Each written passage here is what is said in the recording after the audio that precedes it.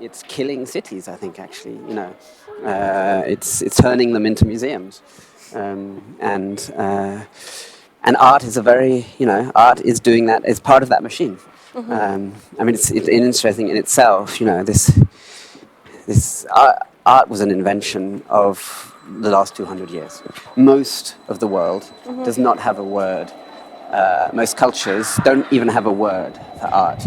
I was working with an Inuit indigenous woman in Kellner, Austria. I asked her, I said, in your communities, is there a word for art? No.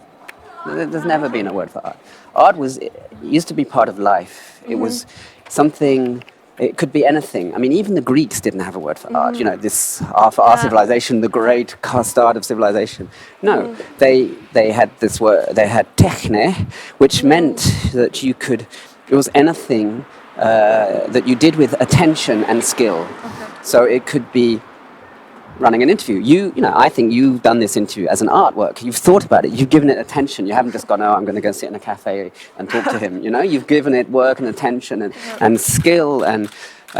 But it can be, doing someone's hair. It can be designing your clothes. It can be designing a building, your garden, making food, organizing a party, making love. It can be whatever it gives attention to, gives an attention. And what happened 200 years ago, probably wait for the tram to pass.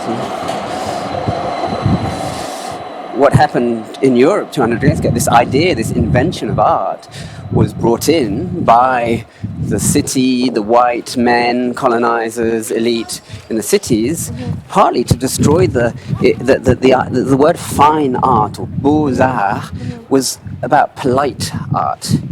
So it comes back to the drinking ban in a way, because it was about actually saying these popular forms of culture, the carnivals, the drunken parties, the folk songs, that's not polite.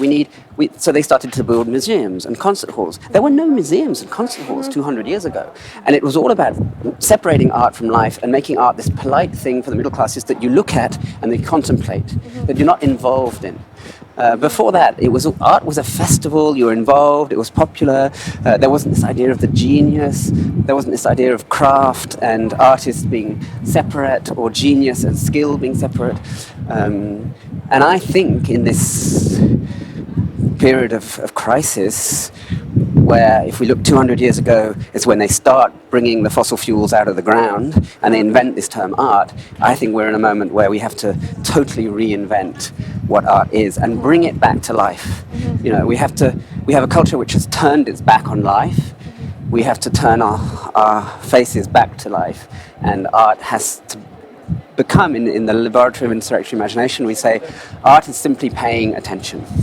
And I think if we all paid more attention, I don't think we'd be in the disaster that is unfolding now.